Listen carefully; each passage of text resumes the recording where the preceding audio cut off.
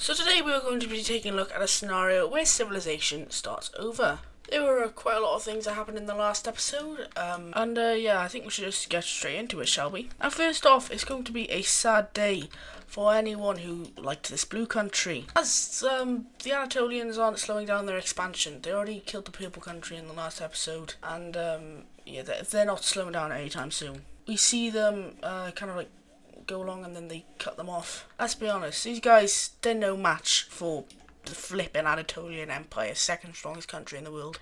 They might even be number one. I don't know if I've mentioned this already, but there's kind of like a very weird power struggle in the world between who's number one. There are three contenders. There's the Anatolians, the Belarusians, Russians, what do we call them, and the Lime team. Mainly just these two, because the Russians kind of got battered in the last episode. But yeah, the Anatolians, they're looking like they kind of want to become the next red team. And whoa, this is the exact same colour. Wow, that's mad. But yeah, this country just ends up surrendering. They no longer exist. And then this peace treaty, they get fully annexed by the Anatolians, making them look a lot bigger on the world map and a lot more threatening. But yeah, whoa, what is going on here? The Middle East is becoming a lot more whole already, even though it's only been like not whole for one episode. Let's go straight away onto the alliance layer, as yeah, things are already getting destroyed. As we see, the Indians kind of make like a mistake. They think that right around here, Persians enter their country, even though they're really entering the Persian country. And eventually one of them gets their head like chopped off, and yeah, war starts as the Indians will first start their invasion of Persia. Now Persia is stronger than India. India had pretty much like nearly their entire military on this border, and Persia, they've got this guy up here who could cause them some problems, so they don't really want to deal with just one person and these guys come down. So they're very careful with what they do in these situations. Anyway, none of these guys are really stable. That's the only problem. Like Persia, they could really be number one. The only problem is they're just not very stable at all. Obviously, they just annexed Green Persia, which used to be them, but then they had a new government and stuff. But not everyone wanted that new government, so yeah, it's very weird. It's the same thing with India. They'll annex, like, I think it was something like this amount of land from Persia, or Old Persia. And that's kind of destroyed some things a bit, so they're going to be able to do a decent invasion, but it's you know, there's not their full potential. They've got other stuff to deal with. Anyway, pretty surprising event will happen as the pink Somalian country is going to join up with the Heart Pact alliance thingy, and this is kind of unexpected. Straight away, we're going to be able to see some pretty good invasions. Djibouti is stronger than them, but we are able to see some invasions made by this country. I'm thinking I probably should have spiced this up a bit more. I don't think it's like nice enough. Maybe I should give in the blue team over to the Heart Alliance. It's not really too much competition here with any of these guys. But we're mainly focused on this border, aren't we? So that's fine. Anyway, this Somalian country is still like destroying. That's because no one expected this. But then some Djiboutian troops arrive, and their military is 10 times better than the Somalian one. The Somalians aren't really too developed. The only reason is, I don't know if this makes any sense, but this straight here, Djibouti, obviously they were more colonised by the Red Team. It's like the main city where the Red Team operate from for trade and stuff in this area, so they're a lot richer, a lot more developed, and overall, like, the Red Team's colony didn't really look like it. It looked probably something more like this, so they were definitely more developed than most of these countries. Like, this isn't too developed land down here, which is why Djiboutians are kicking butt around this area. I've never seen that, but they're destroying the Somalian country. And they even start an invasion, which is quite hard to see actually. But they just get absolutely bombarded. And as soon as their capital gets taken, the king isn't able to flee. And he just gets assassinated right there by some Djiboutian troops. And yeah, this country is dead. Anyway, back up here, as this... they don't even have a capital. I'm going to put their capital... I'm going to put the capital in Turkmenistan. So Turkmenistan is a bit stronger than they may seem. They might be the strongest country that came out of Caspia. I'd say maybe this country, which is kind of like the old Ukrainian government, could give them a run for their money. But mostly they are the strongest. So they are going to be able to invade into Persia quite a bit, even in these upper areas. And Persia, they're moving all the troops down to this Indian section. So like, I know they're going to move some up there. So it's kind of like a bit of a logistical nightmare for Persia. but they'll be able to do it eventually. As the now troops are arriving and they're managing to push back against the Indians down here, and yeah, they're getting pushed back a lot in the south. So the Indians decide, let's focus more on the north, even though this is more like mountainous areas. I don't think we're quite there yet, but more mountainous areas, and they are able to make it quite far, like up here. But anyway, the Indians become so fixated on this northern area that this entire like southern area that they invaded into just becomes non-invaded into. And now they're going to get destroyed around the Panhandle area, and it's just, yeah, it's not going good for them. And as the Indians get over to this point up here, something quite bad for them happens. They completely run out of money. Yeah, that is not good, because you're a country, and if you lose all your money, people are going to get a bit unhappy. And that's exactly what happens. Oh right, yeah. So there's so little currency in this money in this country that the government isn't able to fight back against this. So this Dark Cyan rebellion over here is going to be able to completely cut the more populated areas of India in the south away from the northern areas. Blue one will be able to sort of push up and grab this major city quite quickly. Like, there's no more fighting back. The military has completely lost all their morale. And eventually the Indian king just gets killed. Yeah, guys can make up how he gets killed, but he gets killed. And this will lead in the Persians being able to fully take back this land. And now they kind of scramble to get as much land as they can, because they know this thing's going to go up and blow up.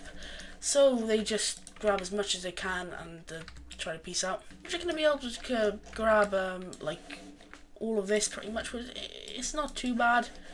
They could have probably gone a bit more if they want to lose rebellions, but they'll just settle with pretty much the old Persian borders. And now this thing is going down, as they think they're nice and safe down here with their capital. But no, there's a new rebellion that pops up right by the capital, and it gets taken, yeah, even though the king's dead. But yeah, this is actually Sri Lanka. They have something to do in this series, actually. And we'll see the southern Indian area get split up like this. Over here, Bangladesh will do as best as they can to sort of connect up here. They are maybe the strongest rebellion, even though they don't have any cities. But we eventually see the rest of this kind of like get half fallen over to another rebellion, and then the rest just goes over to the blue team. So yeah, there's still this country over here, which it's actually gonna sign it. No, whoa. We're actually gonna see a white peace signed between them and the blue team, and this, oh, not the blue team, sorry, them and the green team, and this will sort of just end the war completely. So let's take a look at the peace treaty.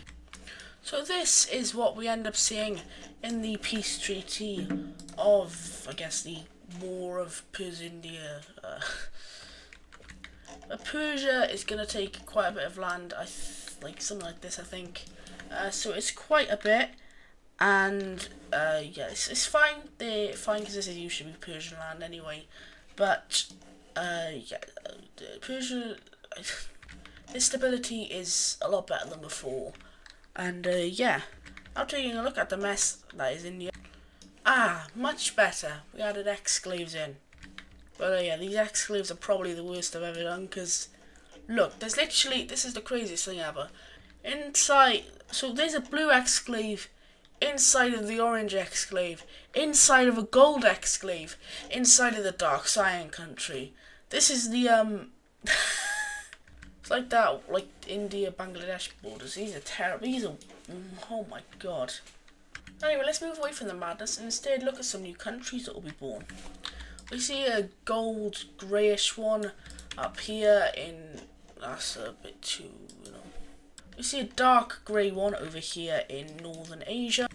And we actually see two where Caspian land used to be. And they're like two nice countries. They're not too bad. They don't do any, I don't know what to say about them.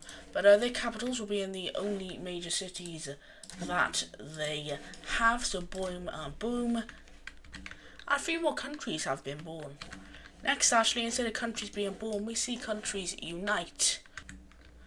As whoa, that's, I did it on the wrong layer. We end up seeing the green and red Finnish countries unite, and unfortunately this, actually no, they do stay in the Star Alliance, but the capital is going to be in the Finnish one.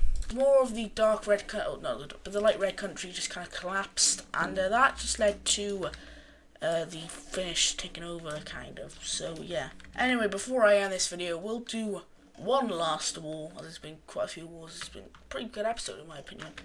As now the Norwegians, they kind of have a psycho leader who wants to rule over all of Scandinavia. So they probably don't include Denmark in this timeline for Scandinavia, but Scandinavia for them, I don't even know if it'd be called that. It won't be called Scandinavia, but it looks something like this. So they want to rule over all of this. And here's my word for you, Norway. Good luck, pal.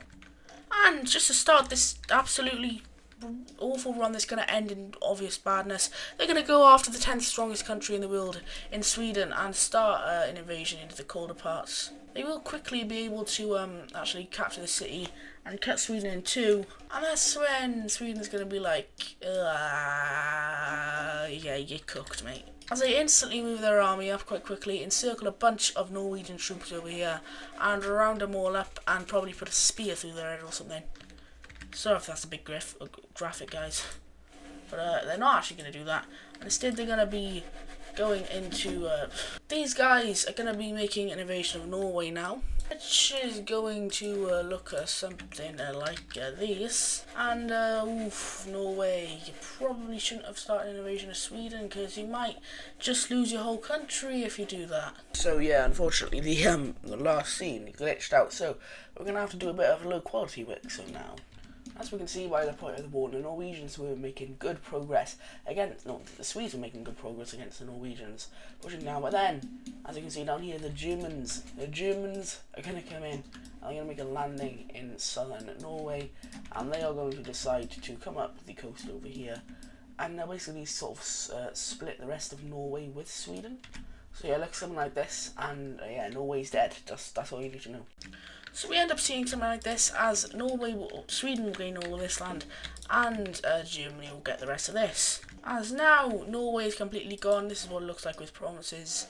The provinces, I think they look quite good, you know. I think they might be a bit big, but it's a medieval age, so they're allowed to look big. Anyway, I actually lied about the last event as the video, as Russia's going to be doing something straight away, and that is just buying some land, actually.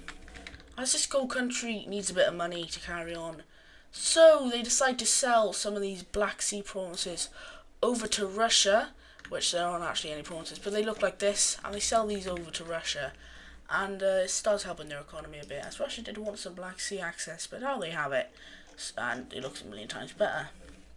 Anyway, that's where I'm going to be ending it today. This was a pretty good episode in my opinion. I mean, there was a few big events that happened, you know, I need to get rid of this capital as well. But yeah, overall, this has been a blast of a series to make so far, and I hope I'm going to be able to do this for a pretty long time. I kind of have a lot of the series planned out, as I did record, as I said, like, past World War II in the old map, but this is a similar story, maybe a bit different though, because I get more viewer input now. Anyway, thanks so much for watching today's video. I'll see you guys in the next one. Bye bye.